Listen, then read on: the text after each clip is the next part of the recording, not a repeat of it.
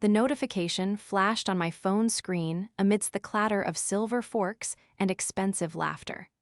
My boss had just fired me via text, oblivious that he was sitting 20 feet away. He didn't know I was the only thing keeping his company alive.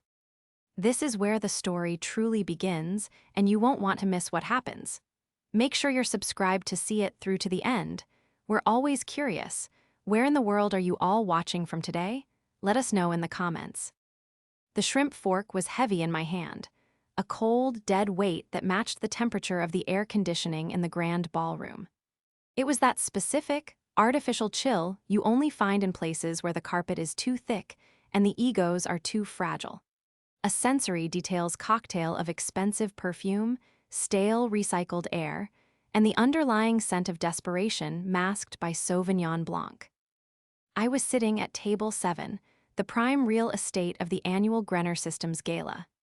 To my left was a floral arrangement large enough to hide a small child. To my right was Mr. Robert Kessler, the CEO of Grenner Systems, a man whose signature on a piece of paper carried more weight than the GDP of several small countries. I shouldn't have been there, not really. Physically, I was present. I was wearing the black dress I had bought 5 years ago for a funeral, repurposed with a silk scarf to look festive. It was practical. It covered everything it needed to cover and signaled exactly who I was, the help, the invisible machinery. The woman who made sure the warehouse lights stayed on so the men in the tailored tuxedos could make speeches about vision and synergy. But emotionally, I was already a ghost. I was battling a migraine that had started 3 weeks ago, a relentless, throbbing pressure behind my left eye that pulsed in time with the string quartet playing in the corner. I was exhausted in a way that sleep couldn't fix. It was a bone-deep weariness born of 12 years of being the first one in the parking lot and the last one to turn off the coffee pot. My stomach churned, and it wasn't just the underseasoned veal cooling on the plate in front of me. It was the intuition. That primitive lizard brain warning system that wakes you up at 3:00 a.m. because the house is too quiet. I knew something was coming. I had felt the shift in the office barometric pressure for months. Across the room, under the crystal teardrops of a chandelier that probably cost more than my mortgage, stood Jard. Jard was the new VP of operations at Wallace & Bray, the logistics firm I had dedicated over a decade of my life to. He was 32 years old, wore loafers without socks, and had a smile that didn't reach his eyes. He was currently holding court with a circle of junior executives, laughing too loudly, his teeth gleaming like polished ivory. He hadn't looked at me once all night. Not a nod, not a wave. I was invisible. "Ellen," Mr. Kessler said, his voice cutting through the ambient noise. He didn't shout. Men like Kessler never had to. The world quieted down to listen to them. "You haven't touched your wine." I jumped slightly, the motion jarring my headache. "Just pacing myself, Robert. Big week ahead. The Q3 shipping manifests for the naval contract are due Tuesday." He looked at me, really looked at me, with those steel-gray eyes that had stared down union leaders and senators alike. "You worry too much. That's why I like you. You worry so I don't have to." I forced a smile.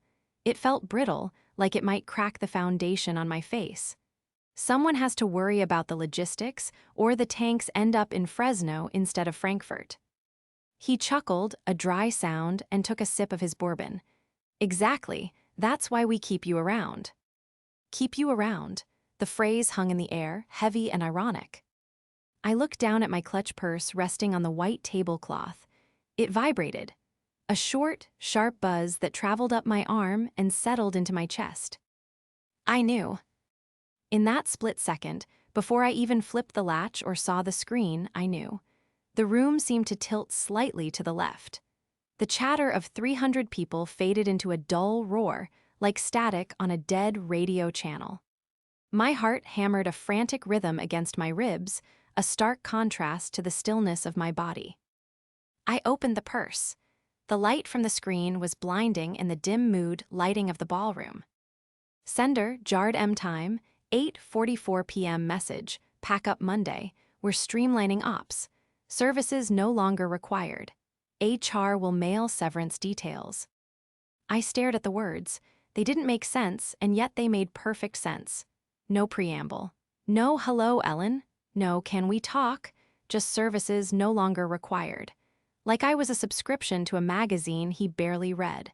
Like I was a vending machine that had stopped dispensing snacks. I looked up. Across the room, Jard was checking his phone, sliding it back into his pocket with a casual, fluid motion. He threw his head back and laughed at something a tanned consultant whispered in his ear. He looked like a man who had just taken out the trash and was ready to enjoy the rest of his evening. I sat there, frozen. The betrayal didn't feel like a stab in the back. It felt like the floor dropping out. It was a physical blow, knocking the wind out of my lungs. 12 years. The missed anniversaries. The weekends spent auditing spreadsheets until my eyes burned. The time I missed my niece's graduation because the server farm in Ohio overheated. All of it erased with a thumb-typed text message sent between courses at a gala dinner. I looked at the phone again. The screen blurred. The betrayal was worse than the diagnosis itself. The world should have stopped. The orchestra should have screeched to a halt, the waiters should have dropped their trays, and silence should have descended like a curtain. But it didn't. The woman to my left, the wife of a state senator, continued to complain about the humidity affecting her blowout. The clinking of silverware on china continued, a rhythmic, indifferent percussion. I placed the phone face down on the tablecloth. My hands were trembling, just a micro-tremor that I hid by gripping the stem of my water glass. Streamlining ops. The words echoed in my head, bouncing around the hollow space where my loyalty used to be. I took a sip of water. It was lukewarm. Ellen, Kessler asked again. He was observant, dangerously so. Everything all right? You look like you just saw a ghost. I slowly turned my head toward him. My face felt numb, like I had been injected with Novocaine. I'm fine, Robert, just receiving some updates. Work, he asked, raising an eyebrow. At this hour, tell Jard to give it a rest. The man doesn't know how to switch off. I almost laughed. A manic, hysterical bubble of laughter rose in my throat, and I had to swallow it down with a piece of dry bread. Oh, he's very focused on efficiency, I said, my voice sounding strange to my own ears, hollow, distant. He's making some immediate changes. Well, tell him from me to wait until Monday, Kessler grunted, cutting into his steak. I don't want my operations liaison distracted tonight. We need to discuss the renewal for the continuity project in the morning. The continuity project. A chill that had nothing to do with the air conditioning swept over me. The continuity project was the internal code name for the Grenner Systems defense contract. It was a massive, sprawling beast of a logistics agreement that ensured essential supplies reached government outposts without interruption. It was worth $90 million a year to Wallace and Bray. It was the crown jewel. The reason we had this gala. The reason Jard had a bonus structure that could buy a yacht. And it was fragile. Kessler didn't know yet. He didn't know that the operations liaison he was sitting next to, the woman he trusted to manage the intricate web of compliance and redundancy, had just been discarded like a used wrapper. I looked across the room again. Jard was now holding a glass of champagne, toasting to the room. He looked so confident, so sure of his footing. He thought he was the architect of this success. He thought the systems ran themselves, or that the cloud magically handled the compliance audits. He thought people like me, women over 50 with practical shoes and binders full of regulations, were just friction. Drag on the hull of his sleek, modern ship. He had forgotten who built the ship. And more importantly, he had forgotten one crucial thing. My eyes drifted to the canvas tote bag I had tucked under my chair. It was out of place at a black tie gala, a sturdy, utilitarian thing amidst the clutches and designer handbags, but I carried it everywhere. It was my armor. Inside, nestled between a bottle of Advil and a spare charger, was a folder. I had printed it yesterday. Not because I knew this exact moment would happen, but because I knew something would happen. I had been feeling the walls closing in for weeks. The silence from HR, the revoked access to certain files, the way conversations stopped when I walked into the break room. It was the corporate version of a shunning. So I had gone to my personal archives. I had bypassed the main server, which I knew Jard was monitoring, and accessed the dead storage drive, the legacy backup that only I knew the password to. I found the original master service agreement from 2011. I remembered the day we signed it. I remembered the panic in the boardroom when the previous project manager had quit mid-crisis, nearly costing Grenner a shipment of lithium batteries. Kessler had been furious. He had slammed his fist on the table and demanded a guarantee. "I want a human guarantee," he had shouted. "I want a name. A specific person who is legally bound to this project so that if they leave, I know about it. If they leave, the deal is off." Legal had scrambled. They wrote the clause. They needed a name. They looked around the room, past the VPs who were sweating through their suits, and they landed on me. The calm one. The one who actually knew where the batteries were. Clause 17.4. Jard clearly hadn't read the contract. He had probably read the summary, the executive brief that condensed 300 pages of legalese into 5 bullet points and a pie chart. He saw the bottom line, he saw the profit margins, but he didn't see the spiderwebs that held it all together. I took a deep breath. The panic was receding, replaced by something colder, something sharper. It was the feeling of a surgeon picking up a scalpel. "Robert," I said softly. He glanced over mid-chew. "You mentioned the renewal," I said, keeping my voice level, watching Jard spin around the dance floor in the distance. "If, hypothetically, there were a disruption in the staffing for the project, a significant one, how would Grenner react?" Kessler stopped chewing. He swallowed slowly, his eyes narrowing. The playfulness was gone. In an instant, he transformed from a dinner companion into the predator who ran a multinational defense conglomerate. "Ellen," he said, his voice dropping an octave, "we don't do disruptions. You know the terms. Clause 17.4, essential personnel. If the key man, or in this case, the key woman, is removed without my written consent, it's a breach. Immediate termination of the contract. Full penalties." I nodded, taking another sip of water. "Right, just checking." "Why?" he asked, his gaze intensifying. "Is there something you need to tell me?" "Not yet," I whispered, my hand brushing the strap of the tote bag under the table. "But the night is young. To understand why the text message felt like an amputation, you have to understand what I gave to Wallace and Bray. I didn't just work there, I lived there. When my husband, Mark, passed away 7 years ago, the office became my grief counselor. I threw myself into the logistics of international freight because it was solvable. Grief is messy, it has no schedule, no tracking number. But a container ship stuck in the Suez Canal, that I could fix, that I could manage. I spent Christmas Eve of 2018 in the server room, manually rebooting the dispatch nodes because a blizzard had knocked out the automated grid. I missed my sister's 40th birthday party because I was on a conference call with customs agents in Jakarta, arguing about the classification of industrial polymers. I saved the company $3 million that night. I didn't get a bonus. I got a good job, Ellen, from a manager who couldn't even pronounce the name of the client I had just saved. I was the institutional memory. I knew why we didn't use Carrier X for perishables. Their refrigeration units failed in humidity.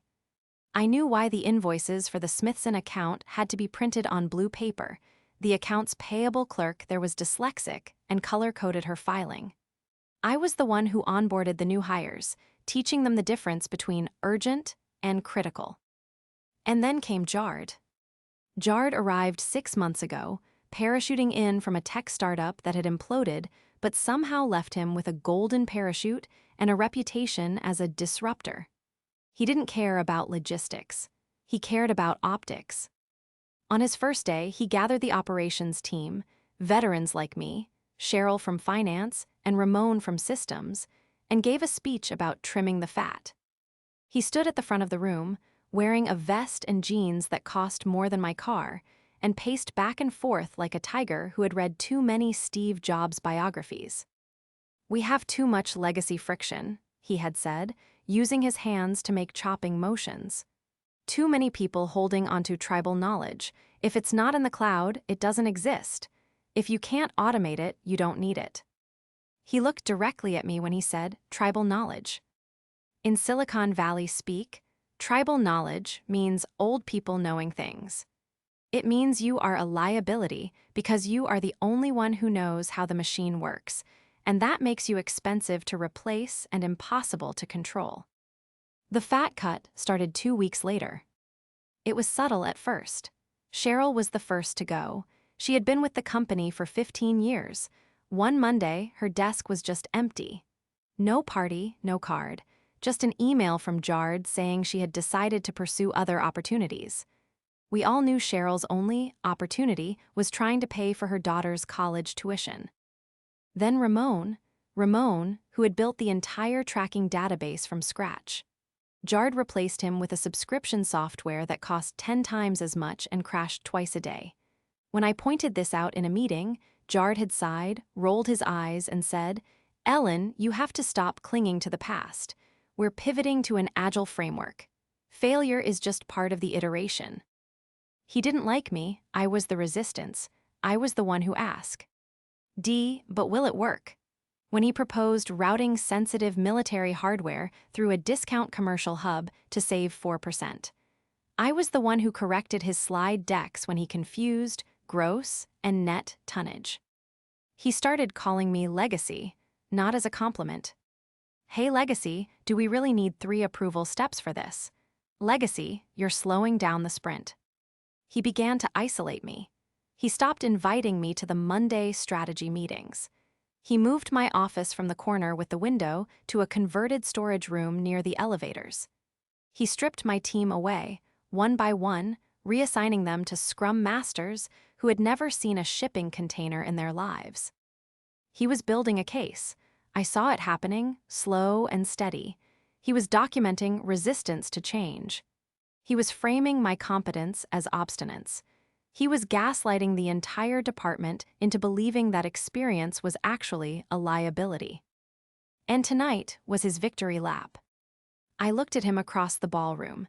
He was leaning against a pillar, checking his reflection in the darkened glass of a window. He smoothed his hair. He looked polished, sleek, and utterly hollow. He was a man who knew the price of everything and the value of nothing. He had spent the last month charming Mr. Kessler, trying to wedge himself into the Grenner relationship. He wanted the credit. He wanted to be the face of the $90 million deal. He had told Kessler that he was the one modernizing the supply chain. He had taken credit for the efficiency reports I had written. He wanted me gone so he could claim the victory without the baggage of the woman who actually did the work. He just didn't realize that the baggage he was tossing overboard was the anchor keeping the ship from crashing into the rocks. I watched him signal a waiter for another drink. He looked happy. He looked free. He had finally cut the last piece of fat. I reached under the table and pulled the tote bag onto my lap.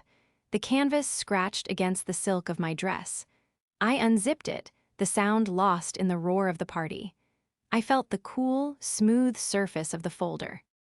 I wasn't sad anymore. The headache was receding, replaced by a clarity that was almost frightening. Jard wanted to streamline operations. Fine. Jard wanted to remove the legacy components. Okay. He was about to learn exactly what happens when you remove a load-bearing wall, because you think it ruins the open concept aesthetic.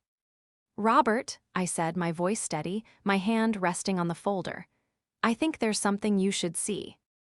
The noise of the gala seemed to drop away, leaving me in a bubble of hyper-clarity. I didn't scream. I didn't throw my wine. I didn't march across the room and slap the champagne flute out of Jard's hand, no matter how much the adrenaline spiking in my blood screamed for me to do it. Instead, I operated. That's what I do. I'm an operations liaison. I manage flow. I mitigate disaster. And in that moment, I realized that Jard had just created the biggest logistical disaster of his life, and I was the only one holding the map. I picked up my phone, the screen still glowing with that hateful, dismissive text message. "Services no longer required." "Robert," I said again, my voice pitched low enough that the senator's wife next to me wouldn't overhear. You asked me once, back in 2011, how we could ensure that the brain drain never threatened the Grenner supply chain again. Do you remember? Kessler paused. He set his fork down, sensing the shift in my demeanor. The jovial dinner companion was gone, the strategist was sitting in her chair. I remember. I told legal to lock it down. You did, I nodded. You insisted on a key man clause. Clause 17.4 of the Master Service Agreement. It states that specific personnel, deemed essential to the continuity of the project, cannot be removed, fired, or transferred without the client's, your written, pre-approved consent. If they are removed unilaterally, it constitutes an immediate material breach of contract. Kessler's eyes narrowed. I know the clause, Ellen. I wrote the damn requirements myself. Why are we talking about legalese during the appetizer course? I didn't answer verbally. I just slid my phone across the white linen tablecloth. It moved smoothly, stopping just inches from his hand. He looked at me, confused, then looked down at the screen. I watched him read. I watched the information travel from his eyes to his brain, processing the words "pack up Monday" and "services no longer required." I saw the moment it clicked. His reaction wasn't explosive. It was terrifyingly calm. It was the reaction of a man who realizes someone has just tried to sell him a car with no engine. He read the text once. Then he read it again. Then he looked up at me, and his face was a mask of cold granite. He sent this to you, just now. Timestamped 8:44 p.m., I said, taking a sip of my water. While he's drinking your champagne. Kessler didn't say a word. He reached for the folder I had pulled from my tote bag. I handed it to him. He opened it to the page I had flagged with a yellow sticky note. Page 42. There it was, Clause 17.4, Continuity of Service Provision. The following individuals are designated as essential personnel. Ellen D. Renner, Senior Operations Liaison. Removal from this project, whether through resignation or termination, shall constitute a breach of agreement unless pre-approved by both parties. Kessler ran his finger over the highlighted text. He looked at my name, bolded in the contract from 12 years ago. Then he looked across the room at Jard. Jard was currently laughing at something, his head thrown back, unaware that the sniper scope had just settled on his chest. Did he consult you? Kessler asked, his voice barely a whisper. Did he ask for a transition plan? Did he even check the file? Jard doesn't read files, Robert, I said softly. He reads summaries, and my name isn't on the summary. Kessler closed the folder. The sound was soft, like a judge's gavel hitting felt. He reached into his tuxedo jacket and pulled out his own phone, a matte black device that looked strictly utilitarian. He thinks he's streamlining, Kessler muttered, his thumbs moving across the screen with lethal precision. He thinks he's cutting costs. He just cut the brake line on a Ferrari doing 90. What are you doing? I asked, though I already knew. I'm engaging in some streamlining of my own, he replied. He finished typing, hovered his thumb over the send button, and looked at me. Are you sure about this, Ellen? Once I send this, the bridge burns. There's no going back. He'll be finished. I looked at the text on my own phone one last time. Services no longer required. I thought about Cheryl packing her box. I thought about Ramon being erased. I thought about the 12 years of weekends I gave them, only to be fired via SMS at a party. Send it, I said. Kessler pressed the button. We both sat there, silent, amidst the noise of the gala. We were like two hunters in a blind, waiting for the target to walk into the clearing. It took 30 seconds. Across the room, Jard felt the vibration. I saw him reach into his pocket, his smile still plastered on his face. He pulled out his phone, expecting a congratulatory text or maybe a flirtatious message from a date. I watched his face. The smile didn't fade slowly, it vanished instantly like a light bulb blowing out. His eyebrows shot up. His mouth opened slightly. He stopped moving. The people around him kept talking, but Jard was suddenly a statue. He read the message. He frowned, tapped the screen as if he thought it was a mistake, and read it again. Then he looked up. His eyes scanned the room, frantic, searching. He looked at table 1, table 5, and then, inevitably, he found table 7. He locked eyes with Kessler. Kessler didn't wave, he didn't frown. He simply raised his glass of bourbon in a mock toast, took a sip, and turned his back on him. Jard went pale. Even from 50 feet away, under the dim lighting, I could see the blood drain from his face. He looked at me then. For the first time all night, for the first time in 6 months, really, he actually saw me. But it wasn't the look of a boss acknowledging an employee. It was the look of a man realizing the landmine he just stepped on has my name written on the casing. He shoved his phone into his pocket, excused himself from his circle with a jerky, uncoordinated movement, and practically ran toward the exit. "Where is he going?" I asked, buttering a roll. "To call his lawyer," Kessler said, cutting into his steak with renewed appetite. "Or maybe to vomit, hopefully both." "So," I said, "what did you send him?" Kessler smiled, a shark-like grin that showed teeth. I just forwarded his text back to him, and I added, "I believe you just terminated our master service agreement along with her. See you in court." The rest of the gala was a blur of surreal normalcy. The speeches continued. The awards were handed out. I applauded when appropriate. I ate the crème brûlée, even though the sugar crust was burnt. I sat there like a queen in exile, watching the empty chair where Jard should have been sitting. He never came back. When the night ended, I didn't say goodbye to anyone from Wallace and Bray. Why haunt a graveyard? I said goodnight to Kessler, who squeezed my hand and simply said, "Sit tight." I drove home in silence. My house was quiet, the only sound the hum of the refrigerator. I didn't cry. I thought I would, but the tears didn't come. Instead, I felt a strange, vibrating energy. It was the feeling of waiting for a storm you know you can survive, but the people outside cannot. The weekend was an agonizing stretch of silence. Saturday passed with the slow, dripping pace of a leaking faucet. I gardened. I pruned my roses with aggressive precision. I imagined each thorn was a piece of jarred S. A vision. Sunday came, and the silence deepened. My access to the work email on my phone had been cut at 9:00 a.m. on Saturday morning. Account disabled. Contact administrator. They were efficient, I'll give them that. They had scrubbed me from the digital world before the hangover from the gala had even worn off. But they hadn't called. No one had called.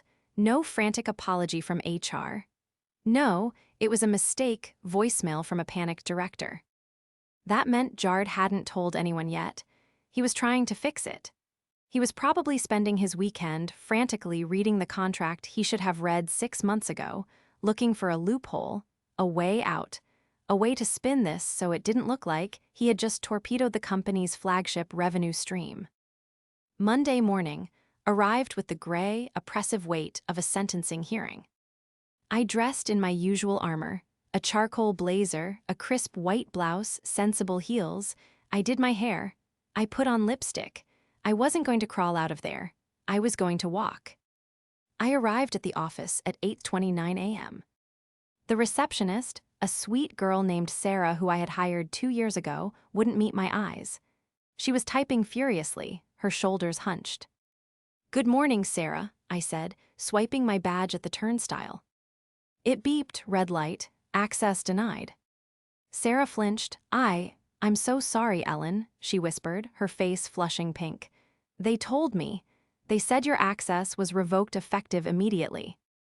"It's okay, Sarah," I said gently. "It's not your fault." Before I could ask for a visitor pass, the elevator doors pinged open. Mark from facilities stepped out. He was holding a small cardboard box.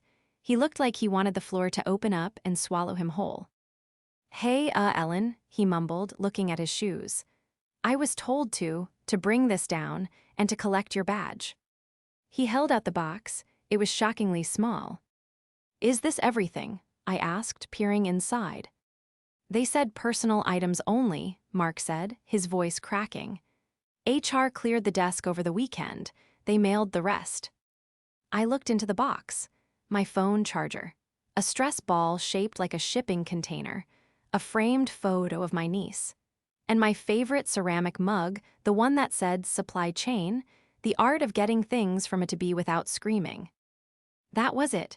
12 years of blood, sweat, and late nights, reduced to 4 items in a cardboard box. Okay, I said. I reached into my purse, took out my badge, and dropped it into Mark's hand. It made a plastic clatter that echoed in the silent lobby. Take care, Mark. Make sure you check the HVAC filters on the 3rd floor. They clog up in October. He looked at me with wet eyes. I will, Ellen. We're going to miss you. I know, I said, and I meant it. I turned around and walked out. I didn't look back at the logo on the wall. I didn't look at the security cameras. I pushed through the glass doors into the bright, blinding sunlight of the parking lot. I got into my car, placed the box on the passenger seat, and sat there for a moment.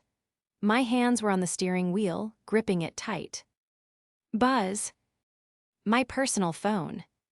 Sender Kessler time, 9:02 a.m. message. Sit tight, the lawyers just landed. This gets fun. I let out a breath I didn't know I was holding. A smile, small and sharp, touched my lips. I started the engine. Jard thought he had just taken out the trash. He had no idea he had just lit the fuse on the dynamite stored in the basement. The explosion wasn't instant. It was a rolling thunder. I spent Tuesday at home, drinking coffee on my porch, watching the squirrels fight over the bird feeder. It was the first Tuesday in 12 years I hadn't been on the 9:00 a.m. procurement call. It felt strange, like a phantom limb. But while I was watching squirrels, the legal department at Grenner Systems was dismantling Wallace and Bray brick by brick. The lawsuit was filed at 10:00 a.m. on Tuesday. It wasn't a polite letter, it was a declaration of war. I found out the details not from the company, but from the industry grapevine. Logistics is a small world. Everyone talks. By Tuesday afternoon, my phone was blowing up with texts from former colleagues, suppliers, and even a few competitors. Did you hear? Is it true Grenner pulled the plug? Wait, did they really fire the key man? The filing was brutal. Grenner Systems was suing Wallace and Bray for immediate breach of contract. They were citing Clause 17.4 explicitly. They were demanding immediate termination of the agreement, the return of all proprietary data, and this was the kicker, damages totaling $38 million. $38 million. That was the estimated cost of disrupting the supply chain, the penalties for delayed government shipments, and the cost of onboarding a new vendor on an emergency basis. It was enough to bankrupt the firm. But the real damage wasn't the money, it was the humiliation. On Wednesday, a contact of mine in IT, someone who had survived the fat cut by keeping his head down, sent me a screenshot via an encrypted app. It was an internal email from the General Counsel of Wallace and Bray. Subject, urgent, litigation hold to, executive leadership team from, legal. Effective immediately, all document destruction must cease. All email records, Slack logs, and text messages involving the Grenner account are to be preserved. We have received a formal complaint alleging breach of the key man clause regarding the termination of E. Renner. I need to know immediately who authorized this. My records show no legal consultation on this termination. If this was a unilateral decision, we are exposed. Who authorized this? That was the question echoing down the hallways I used to walk. I could picture it. The panic, the finger pointing, the frantic meetings in glass-walled conference rooms where executives shouted at each other while staring at printed copies of the contract I had tried to show them for years. Jard tried to spin it, of course he did. On Thursday morning, he sent a company-wide memo. My source forwarded it to me within minutes. Team, you may hear rumors about the Grenner account. We are currently in a dispute regarding the interpretation of legacy contract language. We are confident that our position, that personnel decisions are internal matters of strategic alignment, will prevail. We are modernizing, and sometimes legacy partners struggle to adapt to new operational realities. Stay focused, keep crushing it. Jarred. Legacy partners, operational realities. He was still doubling down. He was trying to frame it as Grenner being difficult, as the client being the one stuck in the past. He was trying to convince the board that I was the problem, that my existence was the glitch he was fixing. But by Friday, the cracks in the dam were visible from space. Wallace and Bray's stock took a hit. A small article appeared in a trade journal. Logistics, giant faces, contract dispute over executive ouster. And then the second shoe dropped. Kessler called me on Friday afternoon. "Ellen," he said, his voice sounding entirely too cheerful for a man suing a vendor for 8 figures. "How's retirement?" "Quiet," I said. "My garden looks amazing." "Good, enjoy it for the weekend. Because on Monday, I'm going to need you to testify." "Testify?" "We're seeking an injunction," Kessler said. "But more importantly, we're auditing them. We invoked our right to audit their compliance logs to prove that without you, they are already failing to meet the service-level agreements. And guess what we found?" "What?" "They haven't updated the hazardous material certifications in 3 months. Since you lost access to the system, they've been shipping Class A batteries with expired permits." I gasped. Robert, that's a federal offense. That's not just a breach of contract, that's criminal negligence." "Exactly," Kessler said. "Jarred didn't just fire the person who knew the rules. He fired the person who kept them out of jail." "So what happens now?" "Now," Kessler said, "we go for the kill. I have a meeting with their board of directors on Monday. They requested it. They want to settle. They want to know what it will take to make this go away." "And what will you tell them?" "I'm going to tell them that I don't negotiate with terrorists," Kessler laughed. "And I'm going to show them the proof that Jarred knew. We found his emails, Ellen, the internal ones. He didn't just fire you to save money. He fired you because he wanted to put his college buddy in your role. We have the offer letter drafted." My blood ran cold. It wasn't just incompetence. It was nepotism. He had destroyed my career, risked the company, and violated federal laws just to give his friend a job. "I want you there, Ellen," Kessler said. "I want you in the room when I drop the hammer." "I don't work there anymore, Robert." "I know," he said. "That's why you'll be sitting on my side of the table." Monday morning arrived with a sky the color of a bruised plum. It was raining, a cold, driving rain that lashed against the windshields of the cars crawling along the highway. But inside the black SUV sent by Grenner Systems, the air was warm and smelled faintly of leather and expensive cologne. I wasn't driving. I was sitting in the back seat next to Robert Kessler. "Nervous?" he asked, not looking up from his tablet. "No," I answered honestly. My hands were folded in my lap, resting on the same canvas tote bag I had carried for years. "I'm just curious. I've never walked into that building through the front door without swiping a badge." "Well," Kessler said, finally turning to look at me with a grim smile. "Today you don't need a badge. Today you're with me, and nobody stops me." We pulled up to the glass-fronted headquarters of Wallace and Bray.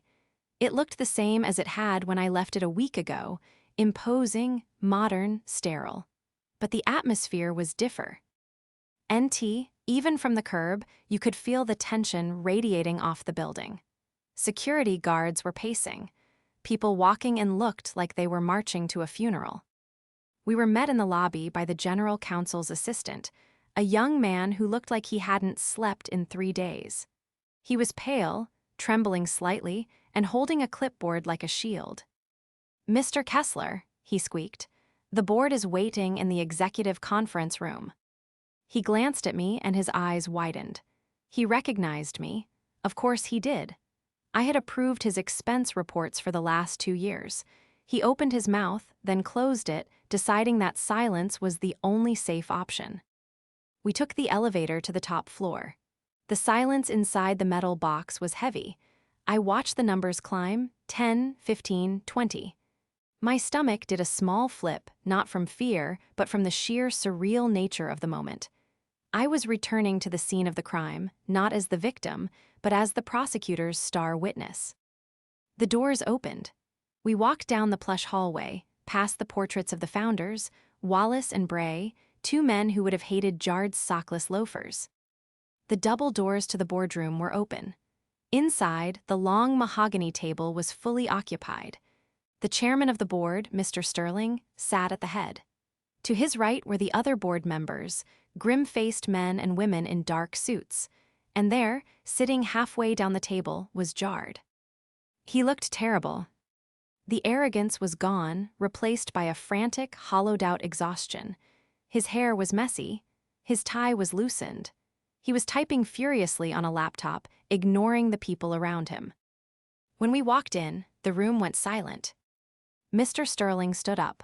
"Mr. Kessler, thank you for agreeing to meet. We believe this entire misunderstanding can be." He stopped, he saw me. Jard looked up. The color drained from his face so fast I thought he might faint. He stood up, knocking his chair back against the wall with a loud crack.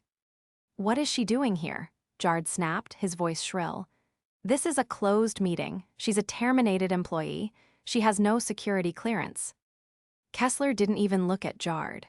He walked to the empty seat at the opposite end of the table from Sterling, pulled out a chair for me, and then sat down himself. "She's with me," Kessler said, his voice calm but filling the room.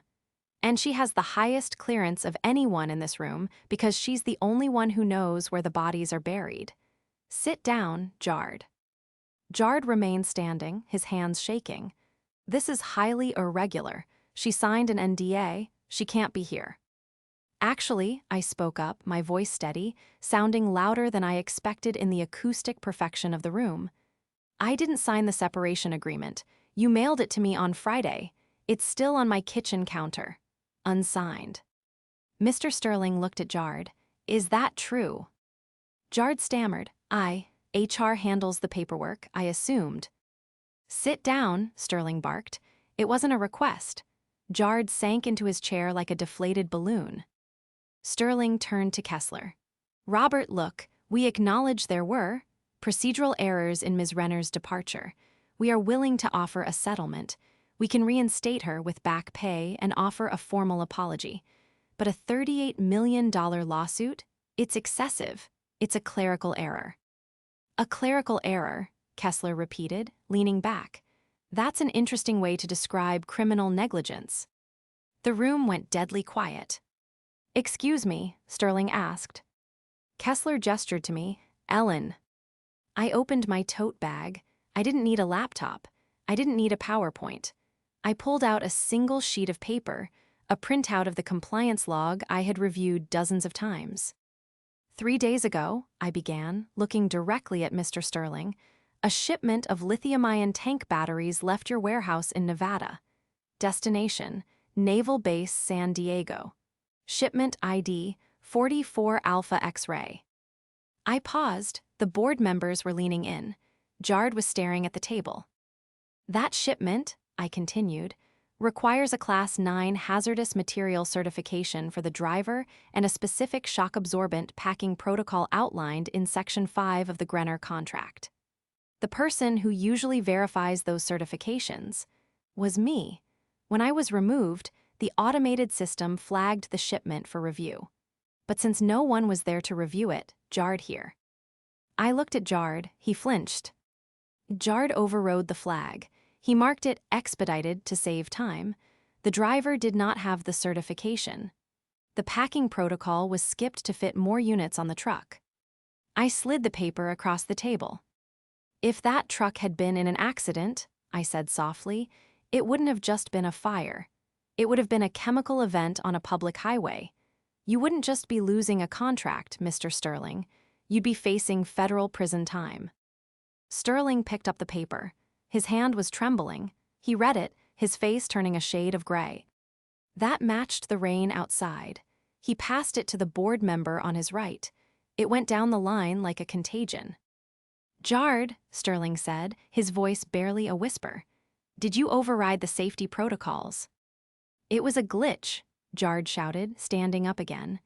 "The system was throwing false flags. I was just trying to get the product out. We have quotas. You guys set the quotas." "We set quotas for safe delivery," Sterling roared, slamming his hand on the table. "Not for illegal smuggling of hazardous ordnance." "He didn't know," I said, cutting through the shouting. "He didn't know because he fired the only person who did. He thought the warnings were just legacy friction. He thought the safety checks were fat to be trimmed." Kessler leaned forward. "This isn't a clerical error, gentlemen. This is a fundamental breakdown of your ability to service our contract. Clause 17.4 was there to prevent exactly this. You removed the safeguard. You broke the machine." "We can fix it," a woman on the board pleaded. "We'll fire him. Right now, Jard is gone. We'll bring you back, Ms. Renner. We'll give you a raise, VP title. Anything you want, just drop the suit." I looked at them. I looked at the panic in their eyes. These were people who made millions of dollars a year, and they were begging me, the woman whose name they probably couldn't have remembered a week ago, to save them. I looked at Jard. He was looking at me with pure hatred, but under the hate was fear. He knew it was over. "I have one more document," Kessler said. He pulled a folded piece of paper from his jacket pocket. "During the discovery phase of our audit," Kessler said, "we found an email chain from Jard's personal account sent to the company server, dated 2 weeks ago." He unfolded it. "Subject Ops Director role.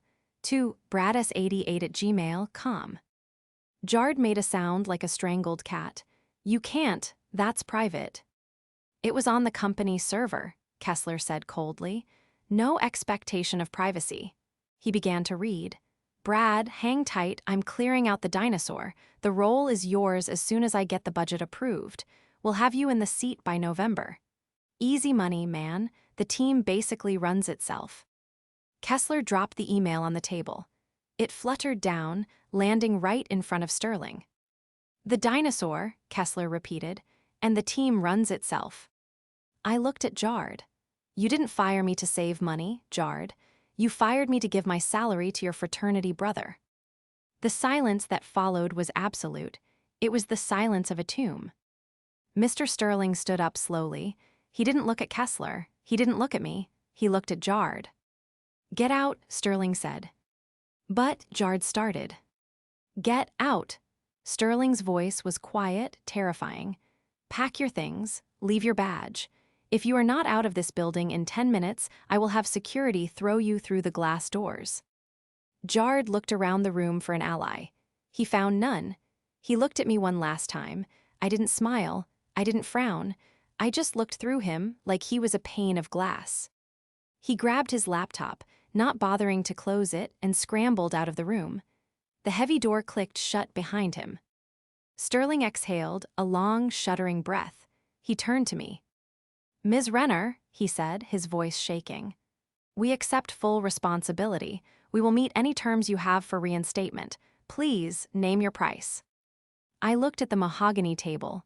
I looked at the portraits of the founders.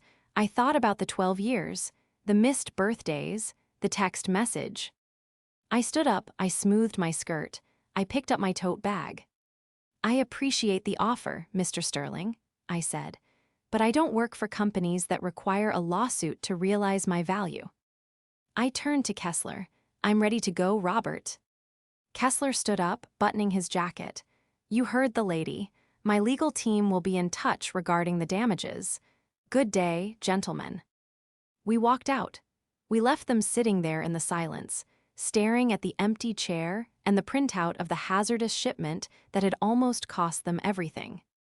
We walked down the hall, into the elevator, and out into the rain, but it didn't feel cold anymore. It felt clean. The fallout was swift and total. It takes years to build a reputation in the logistics industry, but only about 48 hours to destroy one. By Wednesday, the news had hit the Wall Street Journal. Defense contractor Grenner Systems terminates $90 million deal with Wallace and Bray over compliance scandal. Wallace and Bray's stock plummeted 40% in a single day. The bleeding didn't stop there. Other clients, spooked by the revelations of the hazardous oversight, launched their own audits. It was a domino effect. The firm didn't close overnight, but it was mortally wounded. They laid off half their staff within the month. I felt for the innocent people who lost their jobs, I really did, but I also knew that a company that treats its safety. Protocols like optional suggestions shouldn't be shipping tank batteries. Jard didn't just get fired. Wallace and Bray sued him for breach of fiduciary duty to try and recover some of their losses. Last I heard, he was facing an investigation by the Department of Transportation. His LinkedIn profile was deleted. The optics he cared so much about were now permanently stained with the mugshot that appeared on legal blogs. As for me, 2 weeks after the boardroom showdown, I met Robert Kessler for lunch. He picked the place, a small, quiet bistro with paper tablecloths and the best French onion soup in the city. It wasn't a power lunch spot. It was a place for people who wanted to talk. "So," Kessler said, breaking a piece of crusty bread, "the dust is settling." "It is," I agreed. "I heard Wallace and Bray is trying to pivot to consulting. Good luck to them." "They're finished," Kessler said dismissively. "But that leaves me with a problem, Ellen. I have $90 million of logistics that needs to be managed, and I don't have a vendor I trust." He reached into his briefcase, a battered leather thing, not the sleek folio Jard would have carried, and pulled out a thick document. "I don't want a vendor anymore," he said. "I want an internal division, Grenner Logistics, a new subsidiary." He slid the document across the table. "I want you to run it. CEO of the division, direct report to me, equity stake, and full hiring authority." I picked up the contract. It was heavy. I flipped through the pages. The salary was double what I had made at Wallace and Bray. The benefits were comprehensive, but I wasn't looking for the money. I was looking for the control. "Full hiring authority?" I asked. 100%, Kessler said. "You build the team, you set the culture. You want to use sticky notes instead of Slack? Use sticky notes. I don't care. Just make sure the tanks get where they're going." I smiled. I have a few names in mind. There was a woman named Cheryl in finance, and a systems guy named Ramon. I think they're currently available. "Hire them," Kessler said, "today." I flipped to the back of the contract. There it was, my name. Ellen D. Renner, Chief Executive Officer, Grenner Logistics. But before I signed, I reached into my tote bag one last time. I pulled out the old, tattered copy of the Wallace and Bray contract, the one with clause 17.4 highlighted in fading yellow ink. I placed it on the table between us. "One condition," I said. Kessler raised an eyebrow. "Name it." "This clause," I tapped the paper. "The key man clause, we put it in every contract we write for our clients, but we change the name." "Change it to what?" "The essential continuity clause," I said. "And we make sure every single employee knows that they aren't just a line item. We make sure they know that they are the ink. We don't hide the people who do the work, Robert. We highlight them." Kessler smiled, a genuine, warm smile that reached his eyes. He raised his glass of iced tea. "A deal." I signed the contract. The ink flowed smoothly, dark and permanent. 6 months later, Grenner Logistics was up and running. I sat in my new office, a corner suite, but not because of the view. I chose it because it was right next to the server room, so I could hear the hum of the machines. Cheryl was down the hall, laughing on the phone with a vendor. Ramon was in the conference room, explaining a new database architecture to a group of young hires who were actually taking notes. My phone buzzed. It wasn't a panic text. It wasn't a firing notification. It was a notification from our tracking system. Shipment 44 Alpha, delivered on time, compliance verified. I leaned back in my chair. The shrimp fork from that night at the gala felt like a lifetime ago. The cold, Eerie stillness was gone, replaced by the steady, rhythmic hum of a machine that was built to last. I wasn't invisible anymore. But then again, I never really was. I was just waiting for the right light to shine on the ink. And now the lights were on.